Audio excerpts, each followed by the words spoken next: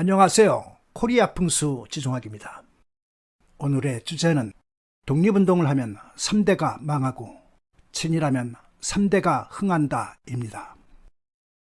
독립운동을 하면 3대가 망한다는 속설은 단순히 독립유공자와 그 후손들의 젖어 섞인 푸념만은 아니었습니다. 실제 여러 조사에서 독립유공자 후손들의 경제적, 사회적 어려움이 상당했음이 확인되었습니다. 경향신문과 민족문제연구소의 공동조사에 따르면 독립유공자 후손 10명 가운데 약 6명이 낮은 학력과 불안정한 직업 등 취약한 생활 여건에 놓여 있는 것으로 나타났습니다. 이러한 현실은 경제적 공공으로 이어졌고 상당수 후손이 자신의 생활과 경제 수준을 사회의 하층으로 인식하고 있었습니다. 이러한 현실은 이후 조사에서도 계속되었습니다. 2015년 광복회 회원들을 대상으로 실시한 경제력 관련 설문조사에서는 응답자 1,100명 가운데 자신의 사회, 경제적 지위를 하층이라고 인식한 비율이 74%에 달했습니다. 이는 독립유공자 본인 세대보다 자녀와 손자 세대에서 오히려 높게 나타나 경제적 어려움이 후손들에게까지 이어지는 양상을 보였습니다. 나라를 위해 모든 것을 내놓은 희생의 대가가 오히려 후손들의 가난과 고난으로 대물림 되었다는 사실은 우리 독립운동사의 아픈 이면인데 우리 사회가 깊이 되돌아보아야 할 대목입니다. 대표적인 사례로 안중근, 이상용, 이회영 가문을 들 수 있습니다. 안중근 의사는 1909년 이토 히로부미를 저격한 뒤 체포되어 이듬해인 1910년 중국 위승 감옥에서 32세의 젊은 나이로 순국하였습니다. 안 의사가 순국할 당시 가족으로는 어머니와 부인, 이남일녀의 자녀가 있었습니다. 순국 이후 가족들은 일제의 집요한 감시와 탄압을 피해 러시아와 중국 등지를 떠돌며 고단한 망명 생활을 해야 했습니다. 이 과정에서 장남 안분도는 어린 나이에 요절합니다.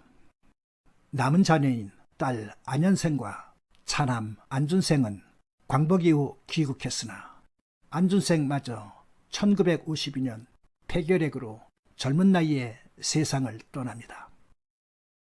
안중근 집안은 의거이 전 황해도에서 수천석을 걷던 대지주이자 지역의 유력 가문이었습니다.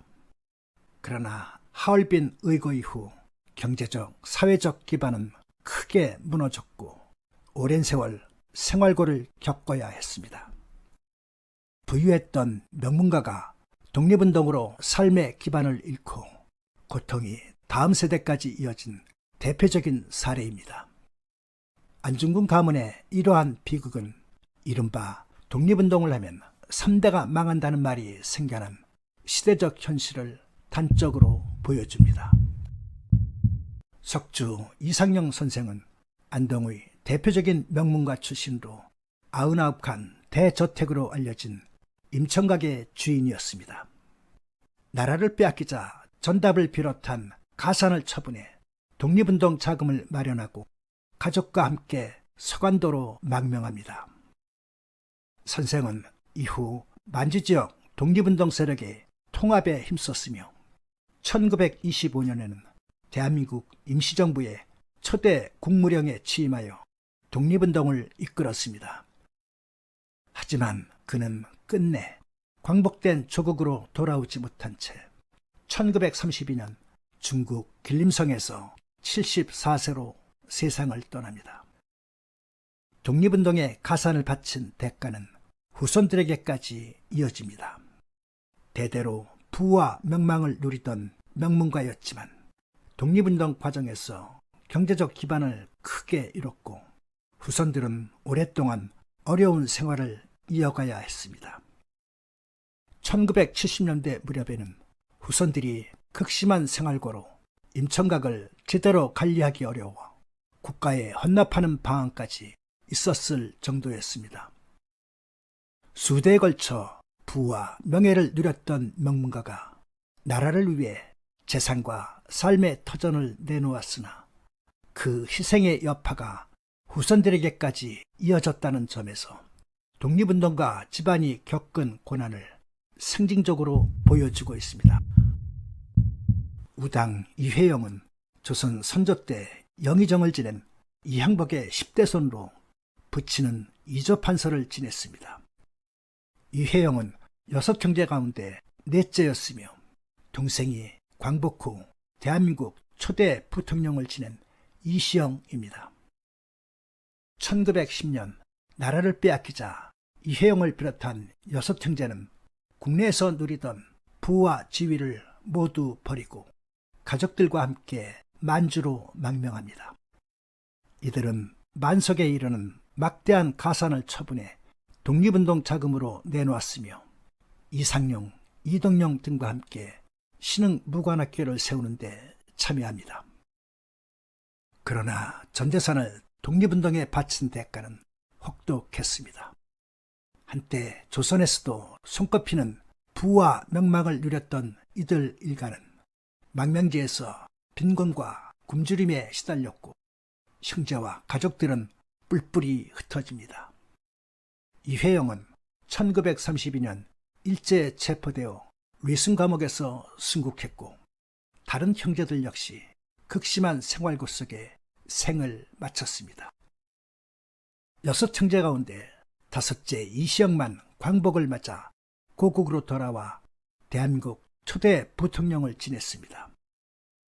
한때 막대한 재산과 사회적 지위를 누렸던 그들은 나라를 되찾기 위해 모든 것을 내놓았지만 그 결과 가족과 후손들까지 오랜 세월 고난을 감내해야 했다는 점에서 그들 6형제의 삶은 독립운동사에서 가장 상징적인 희생의 사례 가운데 하나입니다.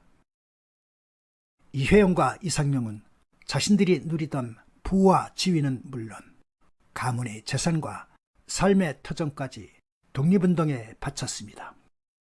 나라가 위기에 처했을 때 가진 자의 책임이 무엇인지를 자신의 삶으로 보여주었다는 점에서 두 사람은 우리 독립운동사에서 노블레스 오블리주를 실천한 대표적인 지도자로 평가받고 있습니다.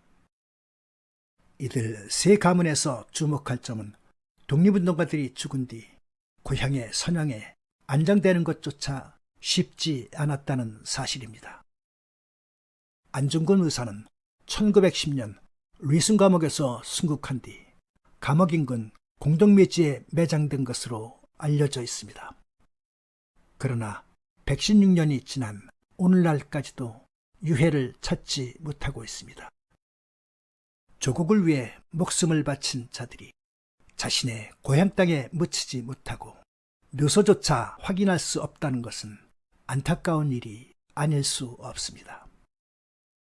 이상용 선생 역시 1932년 중국에서 생을 마친 뒤 머나먼 이국 땅에 묻혔습니다. 그로부터 61년이 지난 1993년에 유해가 국내로 봉환되어 동작동 현충원에 안장되었습니다. 우당 이회영 형제들 역시 사정은 크게 다르지 않았습니다. 일부는 해외에서 생을 마쳐 묘소나 최후의 행적조차 확인하기 어렵고 광복을 맞아 귀국한 이시영 선생만 묘를 쓸 수 있었습니다.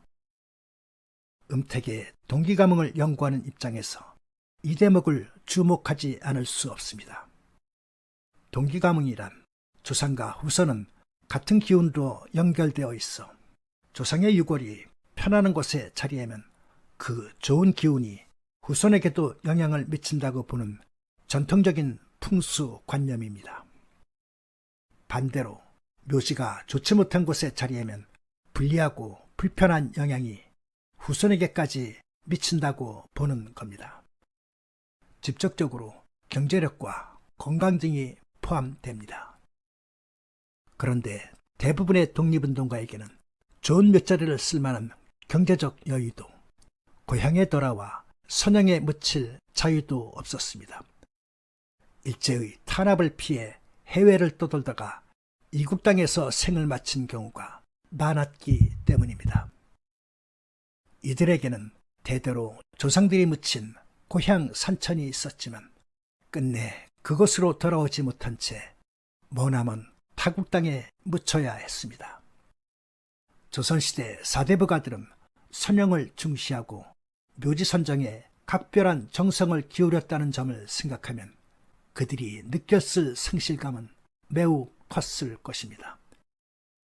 한편 동작동 국립묘지는 한강물이 크게 등지고 빠지는 곳으로 묘역으로는 적절치 못한 곳입니다.